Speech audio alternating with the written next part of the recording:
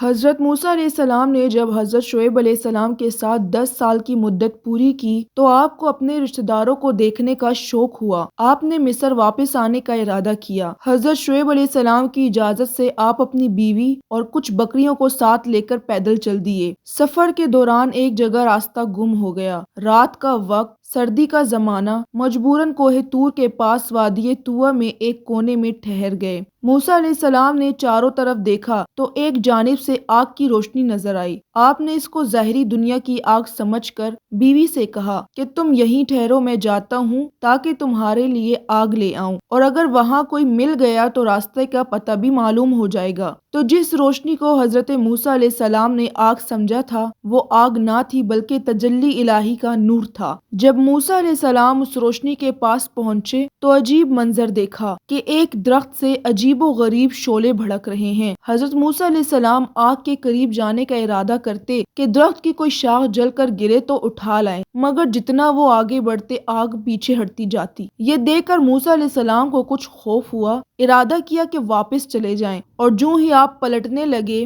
آگ قریب آئی۔ اسی حیرت کے عالم میں ایک آواز آئی، اے موسیٰ، میں اللہ رب العالمین ہوں۔ موسیٰ علیہ السلام کو کلیم اللہ کہا جاتا ہے کیونکہ اللہ تعالیٰ نے ان سے کلام کیا۔ اللہ تعالیٰ نے موسیٰ علیہ السلام کو منصب نبوت اور رسالت کے لیے منتخب کر لینے کے بعد حضرت موسیٰ کو سب سے پہلے خالص توحید کی تعلیم فرمائی اور پھر ہر قسم کی بدنی و مالی عبادت کا حکم دیا۔ اللہ تعالیٰ نے موسیٰ علیہ السلام کو اپنی لاٹھی زمین پر ڈالنے کا حکم دیا۔ موسیٰ علیہ السلام نے حکم کی تعمیل کی اور جو ہی لاٹھی زمین پر ڈالی تو وہ ایک سانپ بن گئی، اور سانپ بھی اژدہا، لیکن اژدہا حرکت نہیں کر سکتا، لیکن موسیٰ علیہ السلام کا اژدہا پھرتی سے کودتا پھرتا تھا۔ حضرت موسیٰ علیہ السلام اس راز سے واقف نہ تھے، اس لیے انسان ہونے کے ناطے خوف زدہ ہو کر بھاگنے لگے۔ تو فوراً حکم الہی ہوا کہ اے موسیٰ، ڈرو مت، خوف نہ کرو، آگے آؤ، تم ہر طرح امن میں ہو، اور یہ کوئی ڈر کی بات نہیں بلکہ تمہارا معجزہ ہے، اور تم کو ایک دوسرا معجزہ اور دیتا ہوں،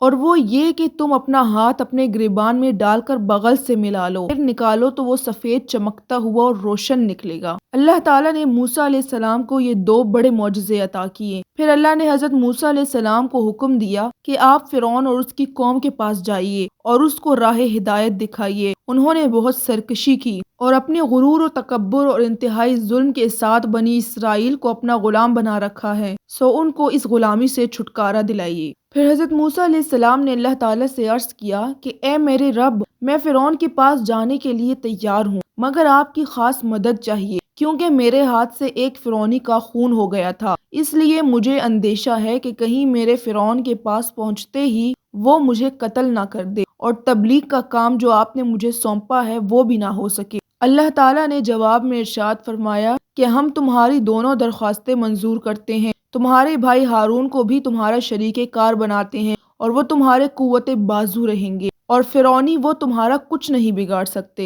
ہماری مدد تمہارے ساتھ ہے، اور جو نشانات ہم نے تم کو بخشے ہیں وہ تمہاری کامیابی کا باعث ہوں گے۔ جب موسیٰ علیہ السلام وادی مقدس سے اترے اور اپنی بیوی کے پاس پہنچے جو وادی کے سامنے جنگل میں ان کی منتظر تھی، وہیں سے ان کو ساتھ لیا اور اللہ تعالیٰ کے حکم الہی سے مصر کے لیے روانہ ہو گئے۔ منزلیں طے کرتے ہوئے جب مصر پہنچے تو رات ہو چکی تھی۔ حضرت موسیٰ علیہ السلام خاموشی کے ساتھ مصر میں داخل ہو کر اپنے مکان پہنچے، مگر اندر داخل نہ ہوئے اور والدہ کے سامنے ایک مسافر کی حیثیت میں ظاہر ہوئے۔ یہ بنی اسرائیل میں مہمان نواز گھر تھا۔ حضرت موسیٰ علیہ السلام کی خوب خاطر مدارت کی گئی۔ اسی دوران میں آپ کے بڑے بھائی حضرت ہارون علیہ السلام آ پہنچے۔ موسیٰ علیہ السلام کے مصر پہنچنے سے پہلے ہی اللہ تعالیٰ نے ہارون علیہ السلام کو منصب نبوت سے نواز دیا تھا، اس لیے حضرت ہارون علیہ السلام کو وحی کے ذریعے سارا قصہ بتا دیا گیا تھا، اور وہ چھوٹے بھائی سے آ کر لپٹ گئے اور پھر ان کو اور ان کی بیوی کو اپنے ساتھ اپنے گھر کے اندر لے گئے۔